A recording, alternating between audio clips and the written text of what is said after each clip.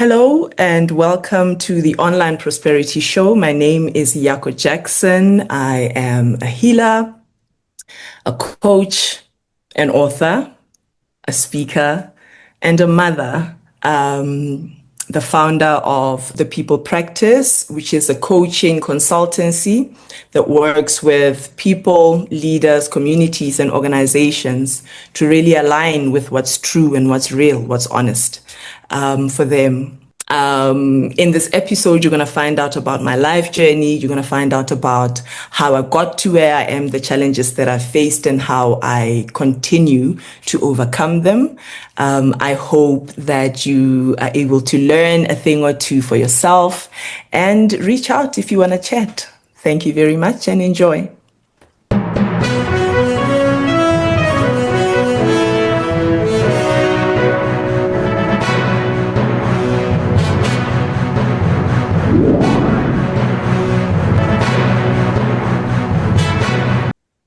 Ladies and gentlemen, welcome to yet another exciting episode of the Online Prosperity Show, the number one place where entrepreneurs, coaches, and change makers learn how to build.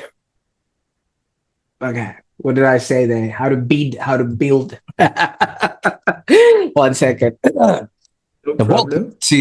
Welcome to yet another exciting episode of the Online Prosperity Show, the number one place where entrepreneurs, coaches, and change makers learn how to build purpose-driven businesses that just don't make money, but actually make meaning.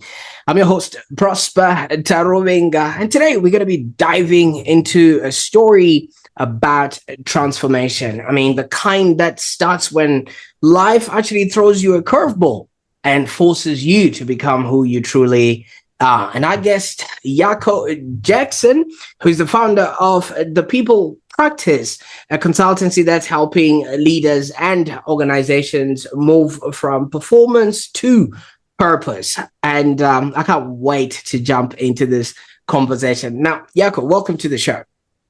Thank you. Thank you so much, Prosper, for having me. I'm really excited to be here. Well, the pleasure is all mine. I've been looking around on all the things that you have done and who you've become. But for those that are meeting you for the very first time, Yako is a mother, coach, healer, strategist, facilitator, and speaker who is the founder of The People Practice. And as I've mentioned, this is a consultancy that helps leaders and organizations move from performance to purpose and from exhaustion to alignment. And for those that are a little bit eager from hustle, because everybody's in the hustle culture now, to actual coherence. And the very thing that makes her story powerful is it started with something that a lot of us fear dearly, and she's going to be telling us what that is. So stay tuned, because I think this is going to be an episode and a half. And whatever it is that happened to Yako, it didn't break her. It actually became the doorway for her becoming the guide that she is today. So maybe you've questioned your own path, or maybe you felt you're going out of alignment, or maybe the big C really shifted things for you. I don't know. Or maybe you wondered that there's so much that's just happening and you're not maybe in control and you're not leading from your truth. I want this episode to be that shining light for you. But before we dive in, I encourage you to subscribe to whatever platform that you're watching right now, whether you're on YouTube or Spotify, because you don't want to miss out on these kind of stories that actually remind us that success isn't about doing more, but it's actually about becoming more. Now, Yako, I could go on and talk about things that I'm not even qualified to talk about. All right. We've strung the viewer a little bit now, and we said your journey begins when something happened. Maybe take us to that particular time before you started The People Practice. What actually happened? Sure. Yeah. So I got retrenched from my job, and it was a fantastic, fantastic job. It was my first gig as an executive. And 18 months later, the role got made redundant and I was thrown out of the corporate world. And at the time, I mean, that there was mixed feelings, right? There's the feeling of, goodness me, what am I going to do? What will become of me? And the feeling of, was I not good enough? Am I being let go because I didn't actually add value? And going through and almost metabolizing all of those emotions landed me at a point where I realized the job of pulling myself together, the work of actually showing me the value that I believe I do have, is going to be something I'm going to have to show myself. So instead of throwing myself back into, the ocean of, applying for the next available role, negotiating and seeing if there's another role internally that I could possibly, be redeployed to, yeah, I suppose it was a calling or an acknowledgement that I've got to show myself who it is that I believe I am. Finally, it felt like an opportunity in that moment. Yeah. And thank you so much for opening us up with that, because so many people, whenever retrenchment or those words, or redundancy sort of thrown around, it really puts people in a state of fear and panic. So you said you'd enjoyed the role for 18 months. What were you doing in that particular role? So I'd been onboarded to set up the strategic project and program management office for the organization. So really looking after the governance of how projects are run, the structure enterprise-wide, to ensure that there is visibility, transparency, again, governance structure, from top to bottom, really, of major projects and internal kind of focused projects to deliver value and execute on strategy. So that was the job. Oh, absolutely. And obviously for you to be given such a mandate, you would have had to maybe rise through the ranks, maybe Yes. within that particular job and things of that nature. What was that sort of climb up for you up until the moment? Perhaps if I can go back to how I started off maybe in the corporate world. My very first job, funny enough, was at the same organization when I was 23, 24. I started out as a call center agent, and that's how I broke into the world of work. I had completed a learnership, or we can call it an internship, in IT technical support. And I joined this call center environment. And 2-3 years later, I got an opportunity to grow within that space. I became a team leader, then a supervisor, then a manager, then a senior manager. And then 7 years into it, I went into banking. And that's when I first got my degree. The very first degree I got, I think I'd been in the workforce for about 7 or 8 years. And I had, through pure grit, really, progressed quite well in the leadership ranks.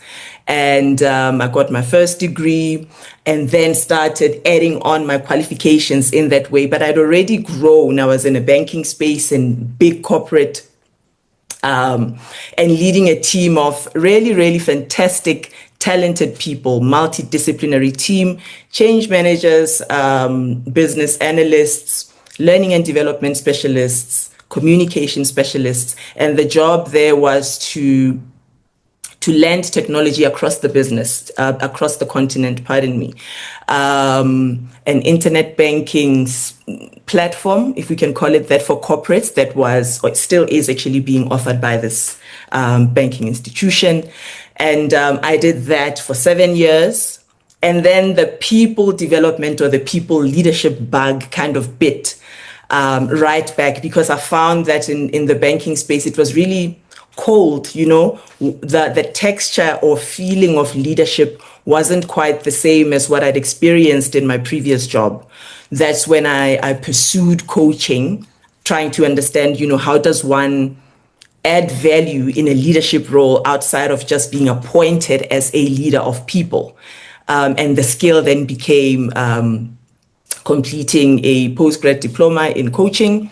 And another kind of part of my life that called me into that space was acknowledging my roots, acknowledging the path and the way of my people by way of being trained and initiated as a healer. So all of those kind of converged as I was progressing in corporate.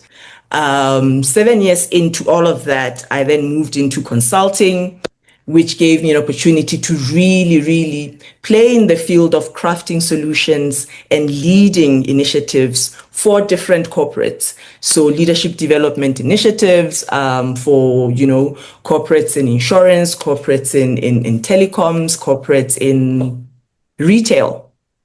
So that's where I got to flex the muscle of project management, program management, change management, facilitation, leadership development, from crafting the solution to actually lending it, and lending it in a way that also allowed me to bring my full self into the room, not just me as a leader, not just me as a coach, not just me as a healer or a teacher, but a blend of all of those different dimensions of who I am as an offering. And from then, I then got the opportunity to join the organization that I just left. So this is like an 18-year, roughly, journey, through corporate, through different industries. And I think I got to a point where all of the things that I'd learned, from skill to actual education to life experience, culminated into this that is sitting in front of you today. So a skilled professional and human first, and then, pulling at whatever bucket, because I've got a mixed bag, really. It's not a one-track kind of path. There's a fruit there, there's a vegetable there, there's a cookie there, there's cheese there. So, yeah. You're like an omelet, you know what I mean? It's just all wrapped up in there and things of that nature. But let's unpack this omelet a little bit, because the interesting thing is you started, like you say, in a call center, and you rose through the ranks, even though it was in different places and all of that. And there was a lot of learning in person, and also, through tertiary sort of education and formally being educated along. So you were literally creating a path that is unique to you. But I heard something while we were going through this chain, that you also started incorporating the traditional healing side of things. Now let's maybe focus on that a little bit, and then we bring together the parts of obviously the person that you became, plus the traditional stuff that was going on. Just give us a glimpse into what that entails, and who are you becoming? Who was I becoming, or who am I becoming? Okay, so that part is messy, I suppose, as is all other aspects of life. Where to begin? So I went into formal training in 2015, I would say. 2016 was when I embarked on the journey of actually being initiated as a Motswana traditional healer, or Setswana traditional healer, we can call it that. But the journey leading up to that was not easy. It wasn't a decision that I made. I think it's one of those things where you feel like life forces you to really, much like where I am now, where you get retrenched and then you have to figure out what it is that you're going to do. My journey to finally coming to a point of acceptance was not an easy one. I was raised in a Christian family. And although, yes, my parents come from, the rural areas of the Northwest province in South Africa, our customs and traditions were not in my face. I only understood just by way of being told stories and understanding that, that uncle is a healer, your grandmother comes from a royal family, but none of it meant anything to me personally. I'd have dreams that were off, and my parents normalized my dream life to me. I would tell them what I'd see in my dreams, and it was never made into anything. So in my mind, I thought everybody saw what I saw when I was sleeping. So I'd never say anything to people.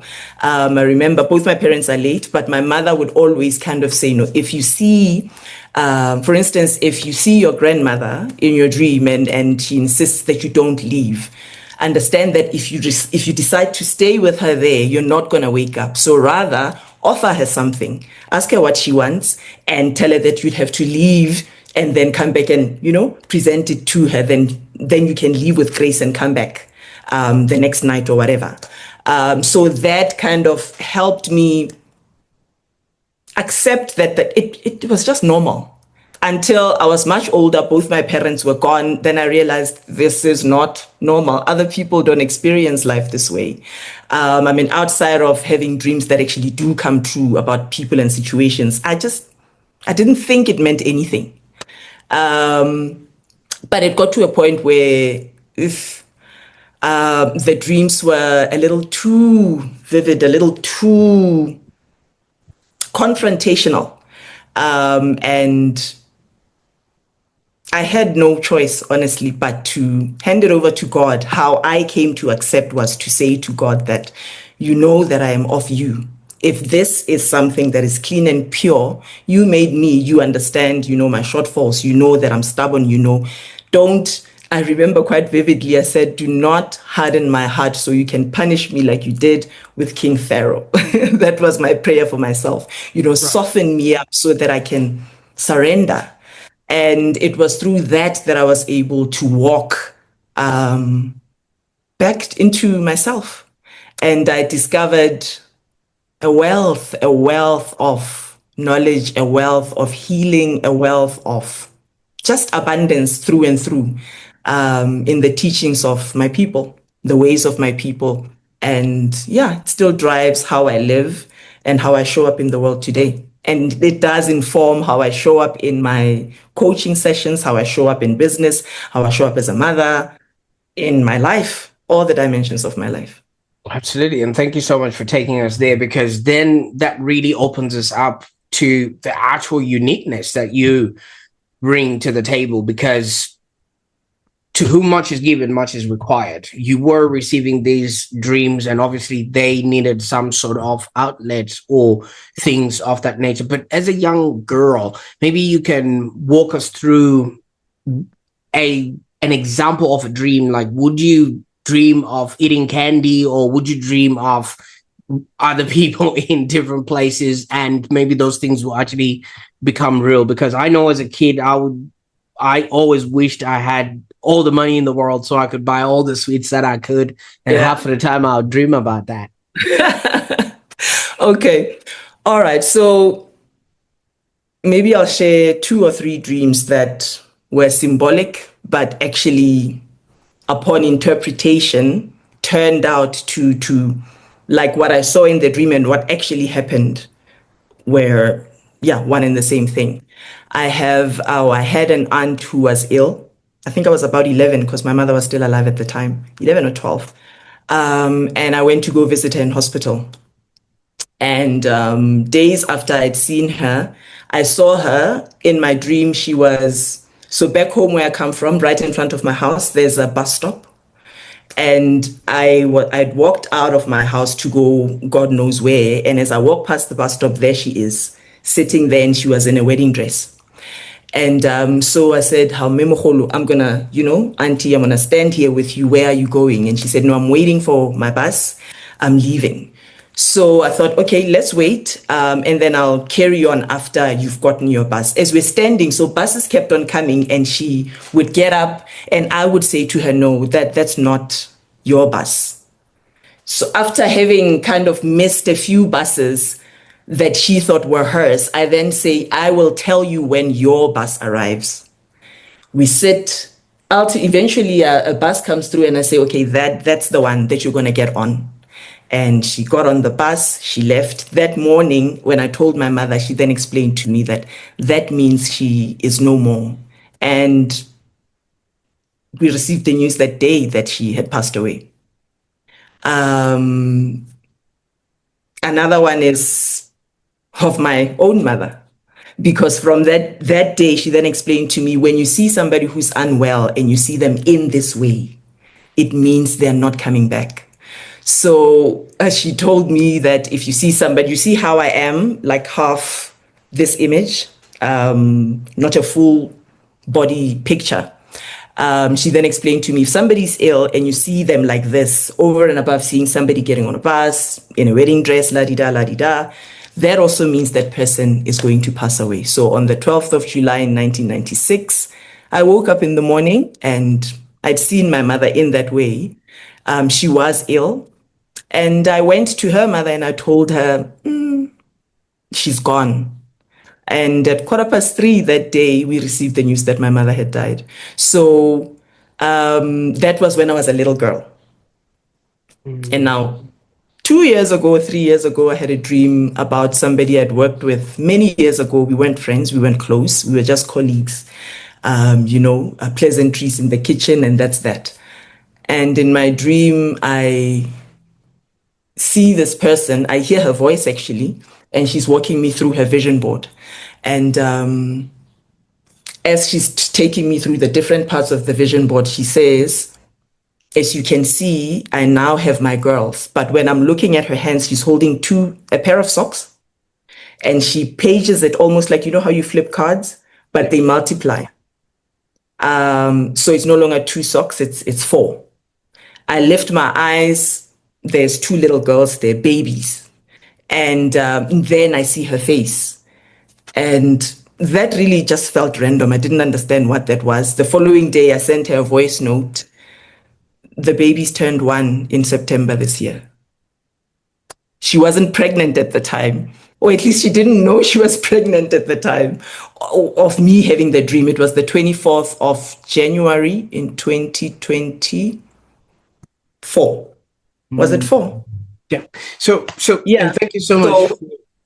And thank you so much for taking us through that, because then that really opens us up to the kind of, sort of work that you are doing and you're capable of sort of doing. But from all of the things that you've been mentioning, Mom was quite pivotal in maybe explaining some of these things and also giving you direction as to what is happening, or giving meaning and context to certain things. Now, was Mom also enlightened in that way, or was she just wise as an adult? I think, well, she hadn't been trained, but I mean, if you look at where my mother comes from and where my father comes from, these are proper rural areas. My grandparents my mother's father lived until he was 102. And her mom until she was 98. These are people who really were so in touch with nature, so attuned to the cycles of nature. Ancient wisdom was a way of life for them. So my mother held on to those, and she passed on those teachings to us. I mean, I'm the youngest of 7 children, so I would imagine my siblings probably got, the best in terms of that kind of rich depth about who we are as African people, who we are in connection to nature, who we are in connection to and in relation to each other, But she wasn't a trained healer. She wasn't. Great stuff. Now we've sort of come full circle. We've put together the whole traditional and also the formal training that you were going through. Now, as a person that was going through all of this in a world that practicing the traditional is not maybe everyday sort of conversation, did that bring a confusion maybe to yourself or the people that were around you, or maybe just because you were seemingly in both worlds, and that would have been something? And I'm also being very careful here because you're only seeing a bit of me. This is Zoom, okay? So I'm hoping that this is not going to be... No need to be careful, or, it's all good. I wouldn't say the people around me so as much. It was something that I personally struggled with, because remember I mentioned that I didn't grow up with seeing and practicing these things. Right. And by the time I got to accept that or acknowledge or surrender, whatever the word we pick. Both my parents had already passed away. And I don't really want to talk about kind of like what pushed me over the edge, because this involves somebody else who had gone through something painful that I had seen again in a dream, but I didn't know what it is that I'd seen until after the fact. And that just, it completely crushed me. I felt so guilty. It was awful. And so there was a lot of shame and guilt and judgment. I mean, at some point I thought I was possessed by the devil, because what am I seeing? What are these things? And we go to church, and I've been prayed over so many times in an attempt to get this thing out of me. But that was the resistance. It was the struggle I had with knowing that it's okay to be that way connected. It's okay to discern. You are able to process all of this. It wasn't easy. I think actually I became a coach, if I'm being honest. I became a coach to try and bypass stepping into being a healer. Right. Because through conversation, I heal. So I thought, if I don't have to throw the bones and do the funny dances, and touch the medicine, because ew, then let me do. I even tried becoming a Reiki master. I tried to run. I did. So yeah, it was traumatic. It was painful. It wasn't easy. But the people around me, never judgmental. Never ever judgmental. I remember when I told my friends that I was being initiated, they were like, finally. I think I was holding the judgment. Everybody around me had always had a sense that you see differently, you feel differently, you're a little bit more intense, than others. You seem to get the things you want without struggling. You just believe in people. I attributed that to being a good leader, because I'd always had a leadership role. It hadn't clicked to me that perhaps the reason I lead so well is because I myself am led. That I'm responding to something bigger than just having gone on a management development program or a degree or whatever. It took forever for me to see that, yes, skill is skill, training is training, but all of this rests upon who and what I am inside. And that is a healer. Absolutely. Now, this brings us back to that fateful day, 18 months, pretty much into the role, and then you got retrenched. So now I have a bit of a feeling maybe you could maybe correct me if I'm wrong on this, because many people would freeze when they're faced with uncertainty, of not knowing what's the future or what's going to happen or what's going to become of me. But you literally took all of those things and put them together into entrepreneurship, right? And I'm assuming at this particular moment that, like you said, you already had that confidence of knowing that it will be fine. Had you seen this before, or was it just that confidence running in you because, like I said, other people? Nope. There was no sign, no dream, nothing, no little whisper about what was to come. It was a surprise. But the response inside was, let it happen. If my name is in the bucket, it's fine. Just let it happen. And when I think about my state at the time, I think it wasn't confidence, Prosper. It was maybe arrogance, because I hadn't taken into account what that actually meant. Do you know what I mean? From the time I started working to the day I got retrenched, I'd never been unemployed. And that's like 18 plus years. I'd always moved beautifully from one job to another. For that role, I was headhunted. I've cruised beautifully in corporate. So when I was let go, the feeling that everything was going to be fine was not... The reason I say it was arrogance is because what actually did happen was it was anything but fine. right? I stopped, or my service got terminated at the end of March. I registered the people practice, I think it was in April this year. And I must note that it wasn't my first company. I had had a coaching business before that had gotten deregistered because I had my 9 to 5 and I was coaching part-time. It was just like a hobby, something that I do because why not? And I was even coaching pro bono. I'd never really charged anybody for coaching sessions. Again, it was my way of healing while you give and you receive like that. But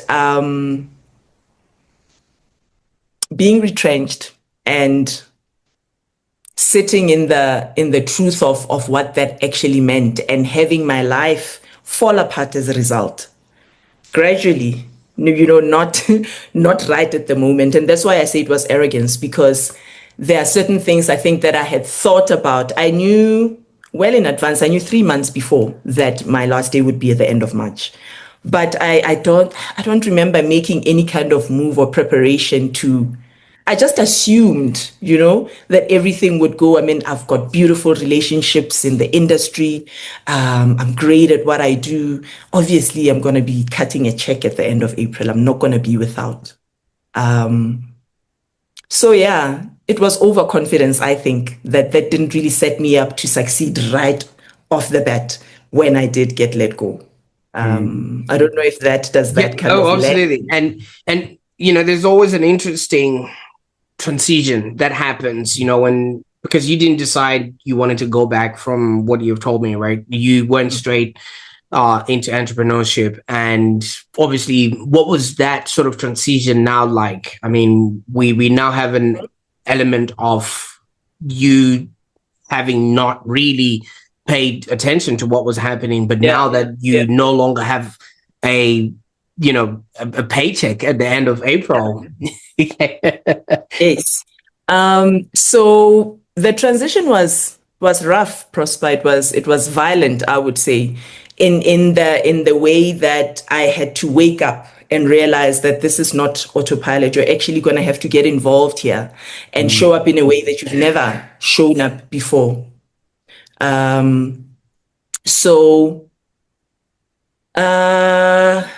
For the first 3 months, I mean, I built my beautiful frameworks, I built my programs, I built, proposals, I reached out to my network, and the responses were good, except nothing actually came to fruition.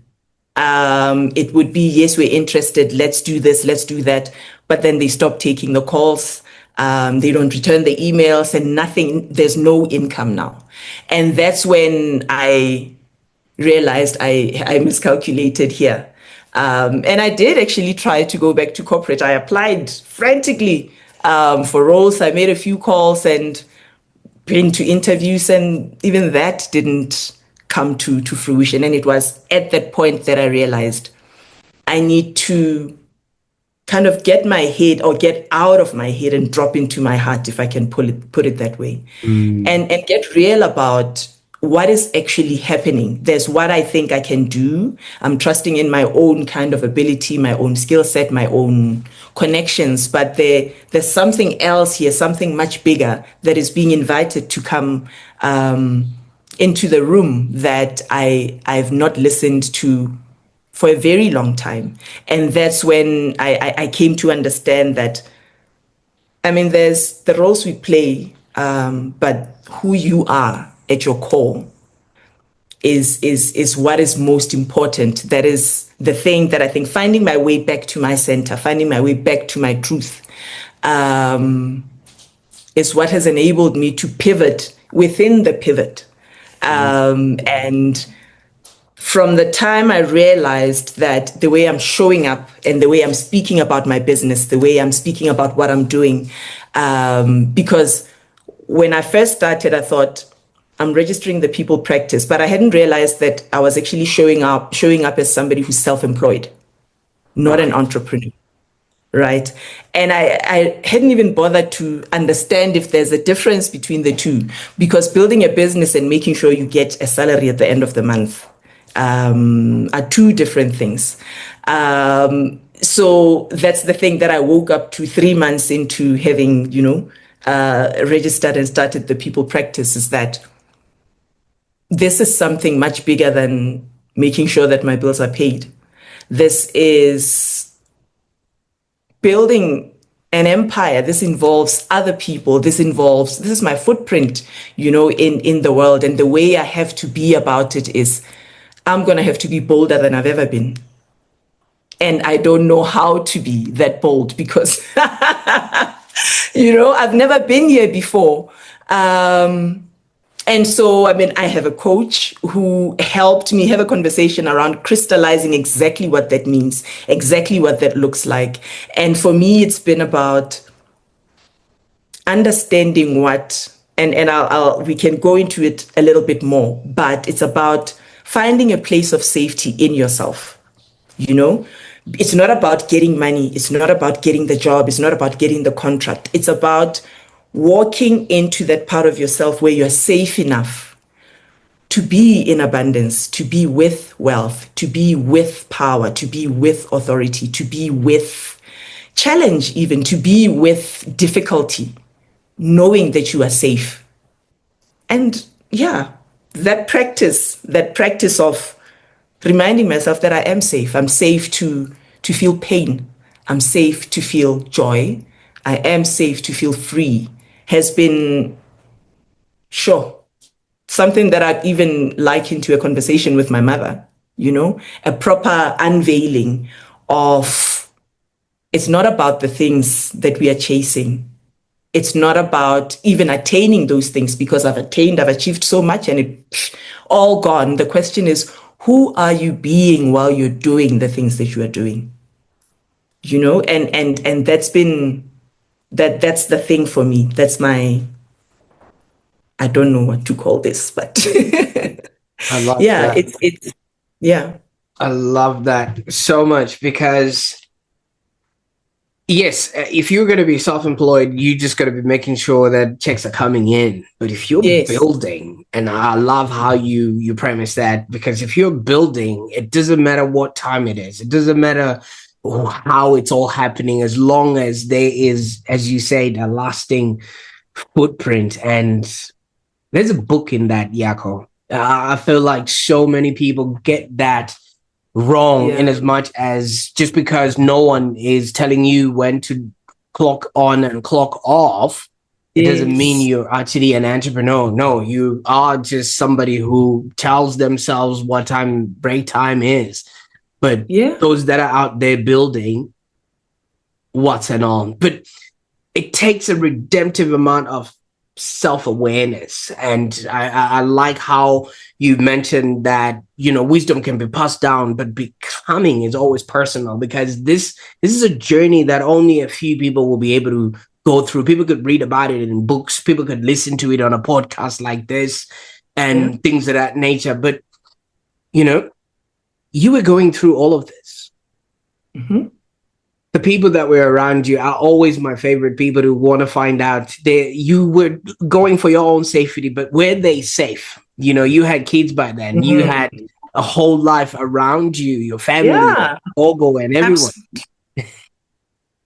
It's so, again, when I speak about getting to a place of feeling safe in myself, it's important that I think we crystallize the fact that getting there was rough. It was painful.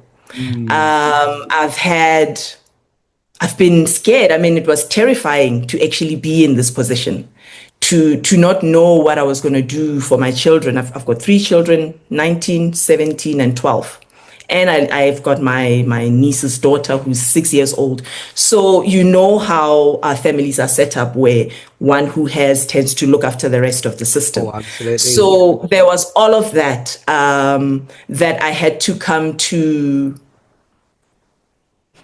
reconcile with, to look at how the way that I was showing up, the way that I was living, the way that I was even with my family, in the manner that I was providing, I was giving from a place of lack.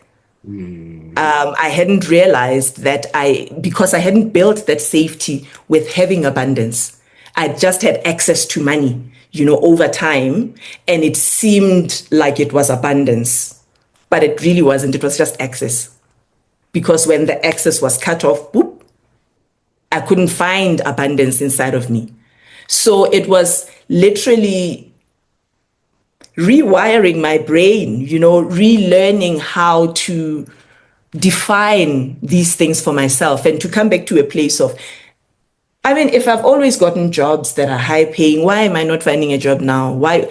Clearly, there's something inside of me that's out of place.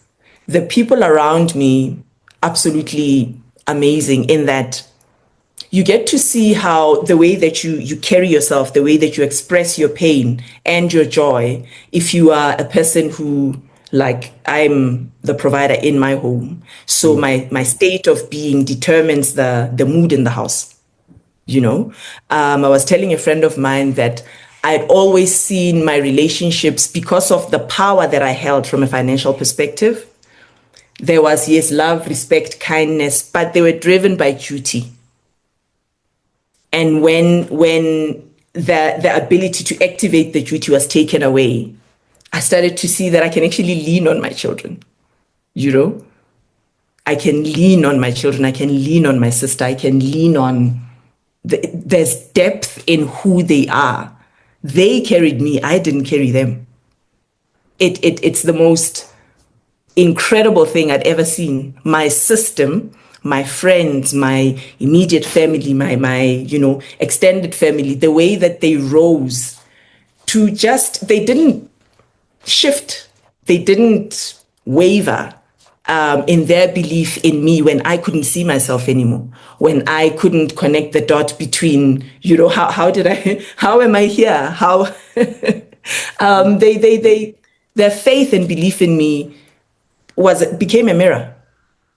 It became a mirror, and it was a mirror that says, with or without the money, the essence of who you are is what we know. This is who you are. You are love, you are brilliant, you are resourceful, and you are whole. I'm grateful. I'm gonna cry now.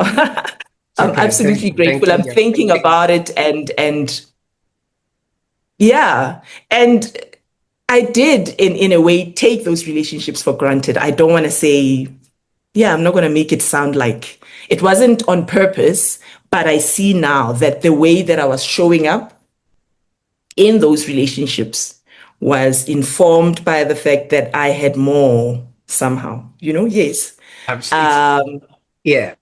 I'm Yeah. hearing something here, Yako. It's not who you are, it's whose you are.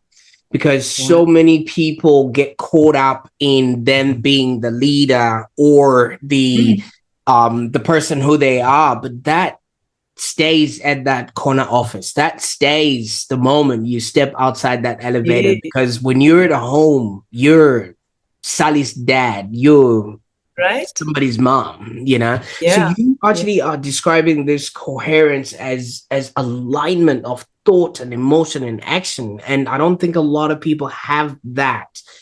How can a leader or just an everyday person start cultivating that coherence in their daily lives? Because fish don't see the water that they swim in.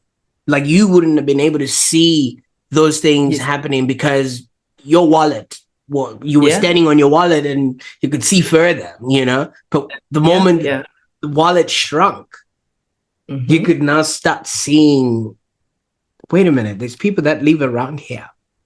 Yes. And that there's value here. There's love here. There's depth. There's so much more than what money can buy. And that is what is holding me together. The question you ask, for me, I don't think there's one right answer around how we arrive at alignment or how we arrive at coherence. But the thing that eats away at me about the fact that we've got these faculties and somehow we don't tap into how powerful we are, and in that power what we can create, is I think we don't know. I'm going to try an example. If you think about how easily it is for you to make a cup of tea, right? You don't sit there and wonder if the kettle is going to allow you to boil the water. There's like from the moment you have the thought to the moment you take the action, when you are only making a cup of tea, it's green lights all the way. There's nothing that you plant in yourself that says, where do you get the confidence to think you could make a cup of tea? And the only reason it happens that quickly is because of practice. But when we start thinking about building businesses, because you've not practiced it, you've not done it before, there's distance between the thing you want and actually making it happen for yourself. However, my story, my postulate, if you can call it that, is that the process you follow to make a cup of tea is exactly the same process that you would need to follow to get good at running a business, to get good at manifesting whatever it is that you want to manifest. Because you first see the thing in your mind, you taste, you've decided, is it going to have sugar? Is it going to have milk? Is it going to, what cup am I going to use? But because you're not observing yourself in the making of the thing in your head, you discount the process. That's why you would need to be deliberate when you think about building a business. You need to think about, okay, who does this business serve? Who benefits from this? And when I'm in exchange with them, what is the feeling that they're getting? Who else is there? What day is it? Be as crisp as possible. So see first the thing clearly in your mind, every single detail, and come with the emotion to charge the vision that you've got. And that closes the gap between what you want and you actually having it, just by way of seeing it, believing it, feeling all the feelings that have to do with that, because you step into who you would be if that thing was real. And what then happens is somehow you activate yourself to start behaving as a person who you literally raise your vibration, if I can call it that. You are able to, you vibrate at the frequency of the thing you want. Awesome. So then it becomes second nature. That's why you'd find people who start businesses, they've got multiple businesses, but how do you do it? It's because they've applied that formula, if you want to call it that. You see it, it's clear, every detail is accounted for. The feeling of who you are in that space then brings you closer to you becoming the person who makes those kind of things happen, like making a cup of tea. Absolutely. Did I understand you correctly then? Let's go back to your tea example. So the kettle is somebody has already invented it. Somebody has already made sure electricity comes to that particular faucet. The tea bag is already in the bag. All you just got to do is water. That's the only action, really. And then dip the tea bag and the sugar is already there. Somebody refined it, discovered that it's safe for you to eat, and everything is just there. Whereas when you're starting a business, you have to discover electricity and you have to figure out, will metal last, or should I put it in a plastic container? Then you start with plastic melts. You start back again to the drawing board. Should I use paper? Will paper last the heat? And it's that whole experimenting and then putting it all together, and up until you can sit back and have a beverage. See, yes. Now you no longer chase outcomes. You just let life unfold. Yes, 100%. That's the tea right there, right? So, exactly. That's it. That's it right there, Prosper. It's, I think, there's a misunderstanding, I think, around who we are, how we are built, and how the way we are built actually works. Like if we, for instance, understood, I'm not a doctor, I'm not a scientist, I'm not going to claim to be, but if we understood that the function of our brain is ABC, and the function of our heart is DEF, and the function of our body is whatever. And then understanding that if you use your heart and your brain, this is what you get. That sounds like a recipe, doesn't it? Because these are ingredients. If this, then that. Exactly. Then the manner in which you respond to the things that you create becomes less about being bad at being the thing. Like, it's not about this tea is bad tasting, meaning I can't make tea. It's about, I am a creator. I can create. I have the tools to create. I have a brain. I have a heart. I have an able body. I have a mind that is sound. These are the things that I have at my disposal to create, whether I'm making tea or I'm building an empire. Now, let's look at what it is that is present in my life right now. Like the circumstances, I got retrenched. So what I've created is not pleasing to me. Does that mean I am bad at what I do? No. Does that mean I should never ever try again because I tried and I failed? No. The tools with which I create are fine.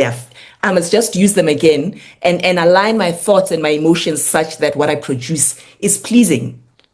Am I making sense? Oh, absolutely. Thomas Edison had 1,000 failed attempts, failed in quotes, of making the light bulb. But when he was asked how he went through that process, he mentioned, I now know 1,000 ways that don't work. So I'm assuming if somebody would come to the people practice right now, maybe they're burnt out, they're disconnected, they're unsure where to start. You have 1,000 ways for you to help them figure out how to, what the next logical step would be. Now, just, for those that are listening right now, what will probably be the first thing that you'd have them do or reflect on? Let's have a good look at what's in front of you. What is the thing that has brought you here? Your business has failed.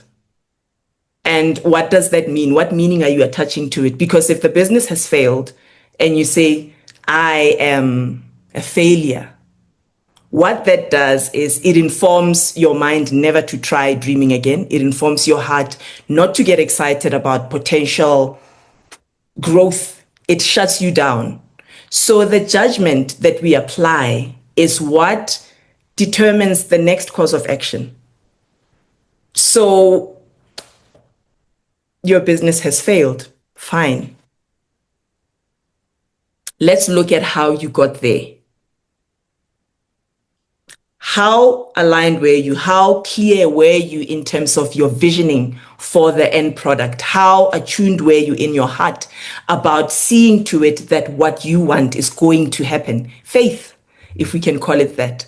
And what actions did you take? If you are objective in how you are looking at your output, if you don't assign meaning that ends up folding you back, you ignite a different kind. You become curious about, this is not working. I wonder, what could I have done differently? If I press here, what happens? You don't personalize or take credit for the output. You credit the fact that you yourself are able to create.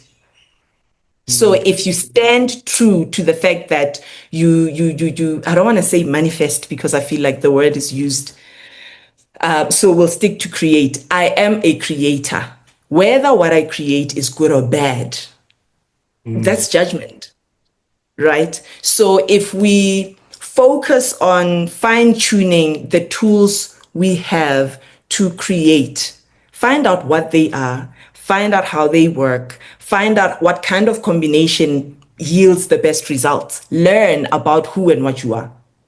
Then you can create whatever you want and attach meaning later. You can call it what you want afterwards. But if you keep yourself clean, and it's funny because this is where church becomes useful, when we're told to guard our hearts.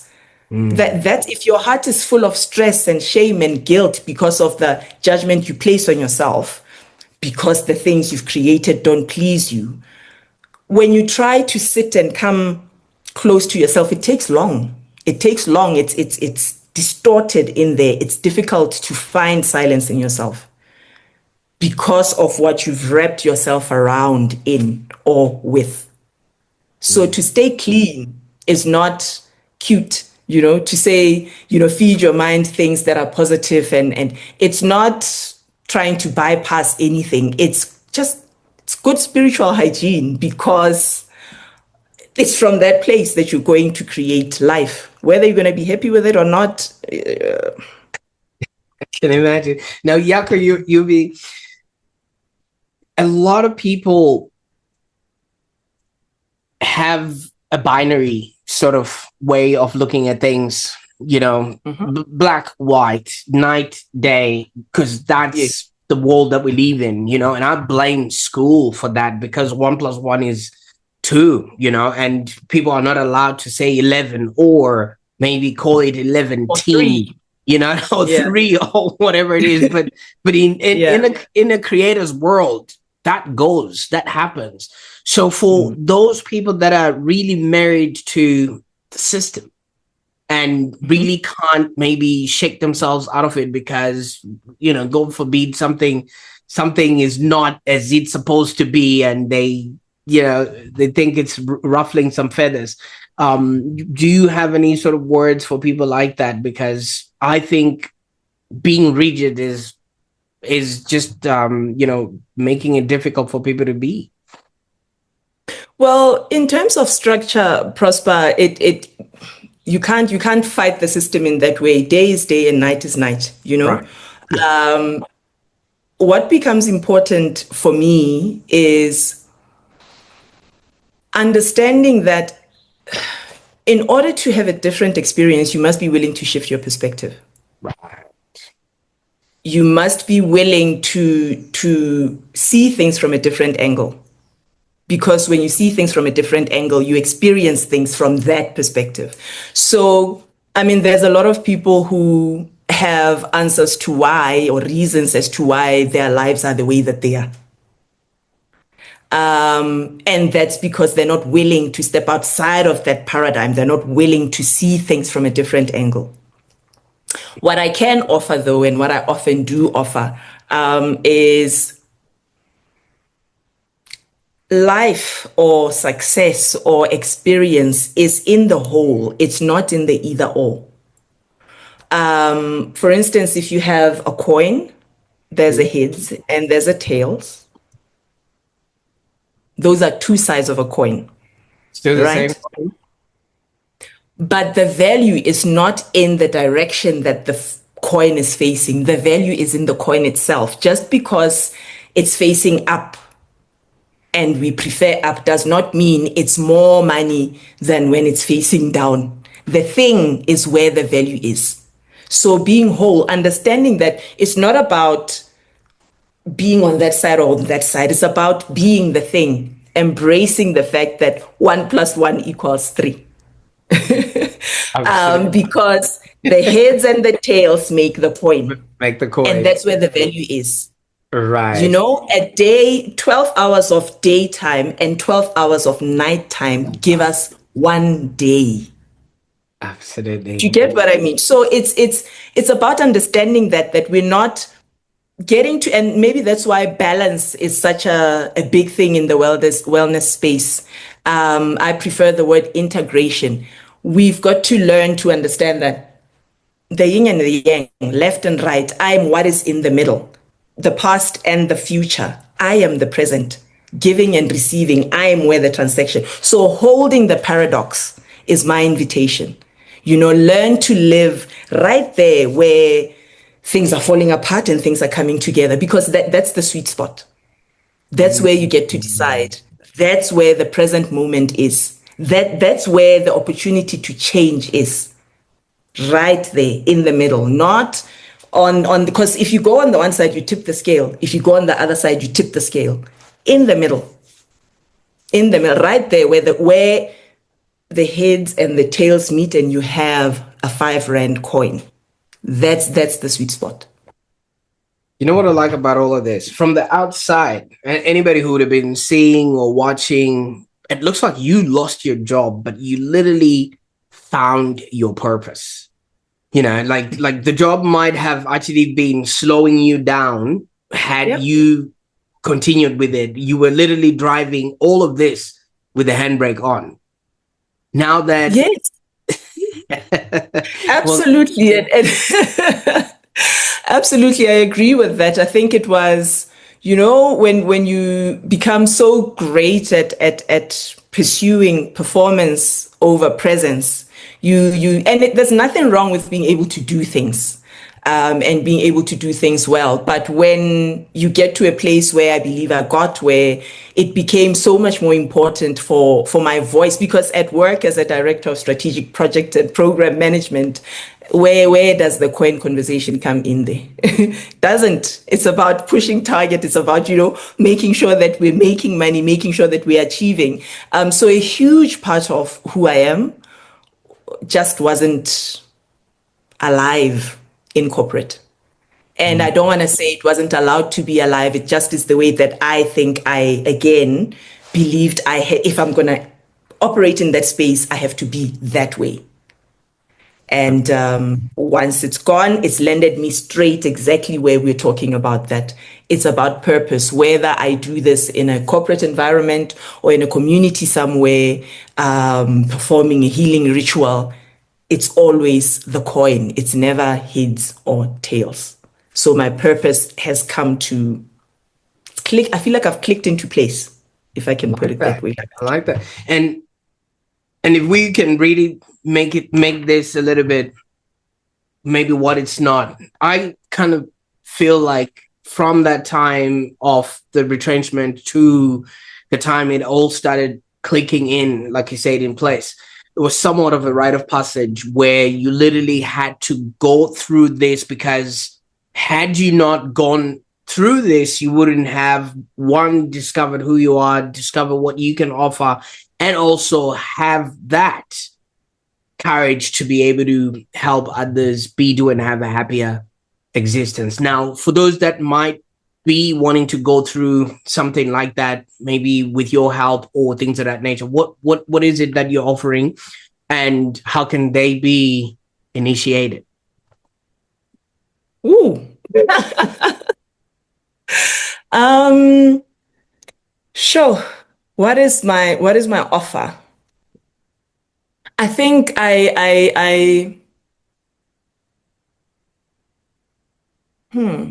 I'm for people who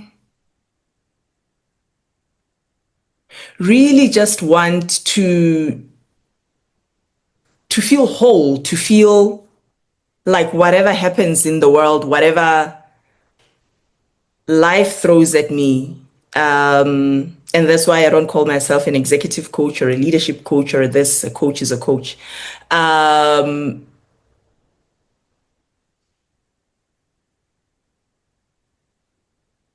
Like, sorry, I think in tech terms, I want to say if I'd call myself a technician of human beings. Like if I'm very good at teaching people about what they are, how they work, how to use what they have to get what they want, irrespective of what it is that they want. So to say that when I say you've got absolutely everything that you need to create whatever you want to create, it's true for you and it's true for me. We struggle because we don't understand how to put ourselves together in such a way that it's like a car. If you don't understand how a car works, you're not going to be able to use it to get to where you want to go. And I think this is the biggest challenge that we have as human beings, that we don't know where we fit in ourselves. We identify as the body. We don't realize that we have a body. You're not a body. You identify as your failures. You don't realize that you are the person who created the system for the experience to occur. You are not the experience. So that is what I do well. I'm able to walk people back to a place where they can stand firmly in the abundance of who they are and what they have. And from that place, they're able to decide what they want to create with agency, with ownership, with accountability, without being married to the outcome. It's yeah. You see, you literally are giving people back to themselves, because they've been who they have been. All they just needed was somebody to maybe tap them on the shoulder and say, it's your turn to lead now, or it's your turn to be a mom now. It's your turn to be who you're meant to become. Because if we're looking at it from a vantage point of a seed, it's got everything that it needs inside of it. The trunk is in there, the leaves are in there, the fruits are in there. It's not going to go out and borrow their neighbor to say, hey, can I borrow 3 leaves because I think I'm a little bit short for summer. You know what I mean? Yeah. So where can people go to, Yako, to discover this awesomeness on the internet? My website is www.thepeoplepractice.africa. My email address is yako@thepeoplepractice.africa, and Yako is Yako. And on LinkedIn, I am Yako Jackson on LinkedIn. And those are the 3 channels through which people can reach me. Absolutely. What I really appreciate about this is you carry both lived and professional experience, which not a lot of people can combine together. You know, it's like for some people and for some cultures is water and oil. You know, it just never mixes, but you're that nice symphony that just, you know, blends it all together, and you're bringing it back in the best package possible. I can't wait to see what people are going to do with this information today. But Yako, now that you've brought us into your world and we're all excited about where you've been and what you've been doing, what's next? What are you working on that we can now be on the lookout for that should excite us and excite you at the same time? Well, you mentioned a book. This is the first time I'm actually talking about it. I've been sitting on a manuscript for months now. And this is me, forcing myself to put it out. It's a point of, I'm very, I think, sensitive about it at the moment. Well, I was until a minute ago. It's called The Book of Becoming. And it really details how, in a lot more detail. So there's an element of working with the elements, how we work with our bodies, how we work with the cosmos, how we work with ancient wisdom to, again, work our place or work our way to belonging, work our way to feeling safe, and then unleashing what it is that we are capable or what we desire in the world. It is October, so it most likely will be published early 2026. And the work I do is I work with the youth, and that's where I find my calling is most effective.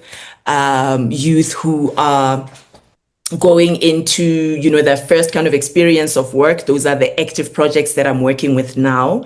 And I'm finding I'm most impactful in that space. I work also very closely with executives who are transitioning, much like how I've gone through the transition. I also work with people who hold people. So whether you are a mother, whether you're a healer, whether you are a leader, if your responsibility is to hold others, that's where I play, if I can call it that. And I call it play because it is fun, to be able to, like you said, walk people back to themselves. Absolutely. Now, Yako, you're done so well. The whole episode had ended nicely, glamorously. You just had to, commit the ultimate scene on the Online Prosperity Show right at the end. Okay. All right. Let's hear. Now, Yako, you did not mention you're going to be writing a book and do not pledge to come and launch it back on the Online Prosperity Show. So you can redeem yourself now. Okay, cool. 100%. Yes, absolutely. Yes. Yes, let's consider it done. Absolutely. Well, thank you so much. Now, Yako, I can't thank you enough for the time that we spent on the call today. I mean, your life story and your experience have so much of value for whoever is watching this right now. I mean, in life, we're here to live, to learn, and to contribute. And I viscerally believe you've literally had the lived experience and you've gone on and learned traditionally and formally. And now you're just contributing back so that others can be, do, and have a happier existence. And what a beautiful story. Thank you. Thank you. Thank you. It's been an absolute pleasure being here. And I think grateful also to you for giving me the opportunity to hear my own voice. You know, we tend to take these things for granted. We forget where we come from because we're so focused on where we're going. So this was absolutely stunning to sit here and, yeah, see what comes out of my mouth about me. I'm pleasantly surprised. It's a good thing we hit record, right? So that's fantastic. Wow, what a powerful conversation. And I think for those that are watching right now, thank you so much for obviously choosing the Online Prosperity Show to be that place you get insights like this. And I think Yako just reminded us that sometimes losing everything is just the start of actually finding yourself again. So if today's episode maybe stirred something inside of you, maybe it was just a reminder that you're meant for a lot more, because sometimes we pigeonhole ourselves into places just because, as Yako says, we think it is who we are, but we are not really looking at whose we are. And that realization, it actually also struck me. Even if I'm at home, I'm going to check in to see if my kids are still here. They might have actually left. I heard some doors opening there. So for those for those that are watching, if you want to connect with Yako, just I'll put all the links in the show notes below. It's thepeoplepractice.africa, and you can also follow her on LinkedIn. And yeah, just learn from her. And I think that's that's how we also connected. And I encourage you to not stop there, because in our next episode of the Online Prosperity Show, I've just been given wind that we're going to be diving into ideas that will help you live a happier and more coherent existence. So whether you're in business or you're looking for your purpose or just peace, that could be the next thing that you want to do. So I can't wait to see what it is that you're going to be doing with this particular information here, because even I had to learn quite a lot. And as you have realized on the Online Prosperity Show, we just don't talk about success. We talk about becoming the kind of person that can actually find that success. Until next time, bye for now.